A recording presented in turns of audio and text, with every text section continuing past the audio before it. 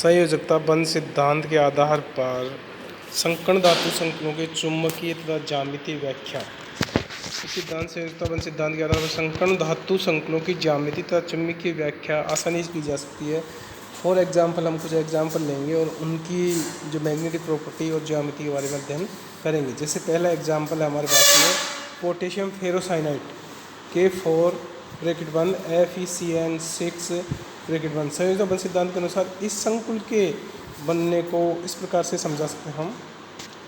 जैसे हम देखते हैं कि इसमें आयरन है, उसका जो इलेक्ट्रॉनिक कॉन्फ़िगरेशन देखते हैं तो आउटर ऑर्बिटल कॉन्फ़िगरेशन जो है वो 3d6 4s2 है, 3d6 4s2 और 4p0 है। तो यहाँ पर फेरस का उदासीन में लेते हैं और फेरस 2 है वो 3d6 है, यानी 4s के दोनों इलेक्ट्रॉन चले जाते हैं। तो यहाँ पर फेरस आयन के संबंध में साइनाइड लिगेंड आता है और यहाँ हम जानते हैं कि साइनाइड लिगेंड जो है वो स्ट्रॉन्ग लिगेंड है। स्ट्रॉन्ग लिगेंड होने के कारण से जो इलेक्ट्रॉन हो पेयरिंग स्टार्ट हो जाएगी और पेयरिंग स्टार्ट होने के कारण से इसके जो 6 इलेक्ट्रॉन हैं, 6 के 6 इलेक्ट्रॉन जो T2G और EG ऑर्बिटल कक्षक हैं तो EG खाली रह जाएंगे। T2 जो ऑर्बिटल 3 कक्षक हैं उनके अंदर 6 इलेक्ट्रॉन चले जाएंगे। जैसे हम देख रहे हैं यहाँ साइनाइड आयनों के संपर्क में फेरस 2 आयन का इलेक्ट्रॉन विन्यास, तो 3D के 3 कक्षक भरे हुए हैं और 2 खाली हैं, एक S का खाली है 3 P के। इस प्रकार D2sp3 हाइब्रिडेशन बनता है इसके अंदर। और यहाँ पर देख रहे हैं इलेक्ट्रॉन विन्यास संकुल में साइनाइड से 2 इलेक्ट्रॉन्स आ रहे हैं और ये D2sp3 हाइब्रिडेशन होता है। फेरो साइनाइड संकुल का इलेक्ट्रॉनिक विन्यास। बने हुए अस्फीय संकुल की आकृति जो नीचे डायग्राम में दिखाई गई है प्रदर्शित किया गया है। चूँकि इस संकुल में एक भी अयुग्मित इलेक्ट्रॉन नहीं है अतः इसका प्रतिचुंबकीय व्यवहार होना चाहिए और हम जब प्रयोग से सिद्ध होता है तो ये प्रतिचुंबकीय होता है। तो इससे सिद्ध होता है कि पोटेशियम फेरोसाइनाइड जो है वो प्रतिचुंबकीय है। अब पोटेशियम फेरिसाइनाइड लेते हैं K3FeCN6 जिसमें आयरन +3 ऑक्सीजन अवस्था में होता है। इसके D5 विन्यास में एक अयुग्मित इलेक्ट्रॉन होता है। अब इसका चुंबकीय व्यवहार हम देखते हैं तो हम पाते हैं कि इसके अंदर वास्तव में ही ये मैग्नेटिक प्रॉपर्टीज दर्शाता है। मैग्नेटिक प्रॉपर्टीज दर्शाता है तो इसके अंदर इसका अनुचुंबकीय व्यवहार है। पोटेशियम हेक्साफ्लोरोफेरेट ये एक उच्च चक्रण संकुल का उदाहरण है जिसमें आयरन +3 ऑक्सीजन स्थान है, इसमें देख रहे हैं हम। लेकिन ये हाई स्पिन होने के कारण से इसमें पेयरिंग स्टार्ट नहीं हो पाती है तो यहाँ भी +3 ऑक्सीजन अवस्था होती है तो D5 रह जाते हैं इलेक्ट्रॉन्स, यानी कि जो 3d5 4s2 थे तो 2 इलेक्ट्रॉन S में से निकल जाते हैं, एक D में से निकल जाता है। तो इनका जो फेरस 3+ आयन ऑक्सीजन अवस्था है उसमें इलेक्ट्रॉन विन्यास होता है 3d5 4s0 4p0 4d, जो हम जैसे कि हम देख रहे हैं।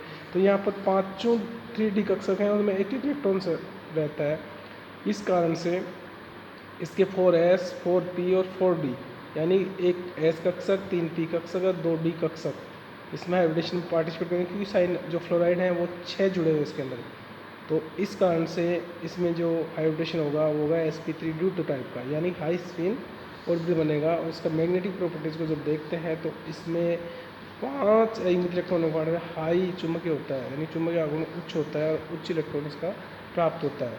इसी प्रकार हम तीसरा एग्जाम्पल लेते हैं hexaammine cobalt second chloride, hexaammine cobalt second chlorides.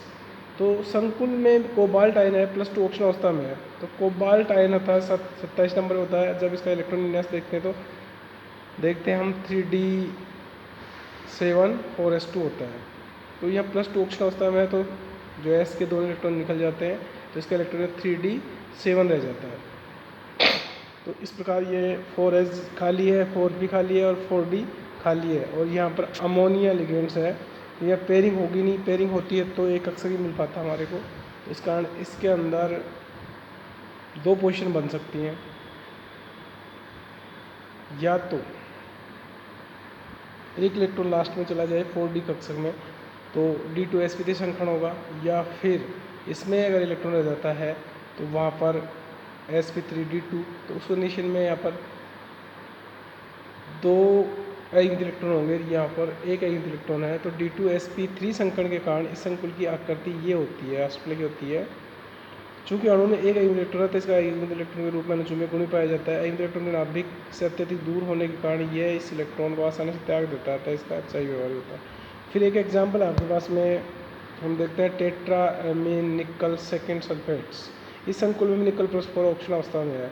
निकल का जनरल इलेक्ट्रॉन कॉन्फ़िगरेशन वही रहता है जैसे 3d8 4s2 4p0।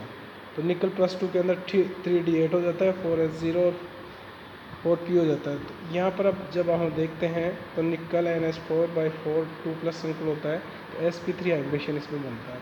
इस कारण से ये चतुष्फलकीय होगा। sp3 के कारण इसकी आकर चतुष्फलकीय होगी। 2 इलेक्ट्रॉन होने के कारण इसमें 2 इलेक्ट्रॉनों का अनुरूप अनुचुंबकीय विभव प्रदर्शित करता है। प्रायोगिक मान से अब हम उनको देखते हैं। धन्यवाद।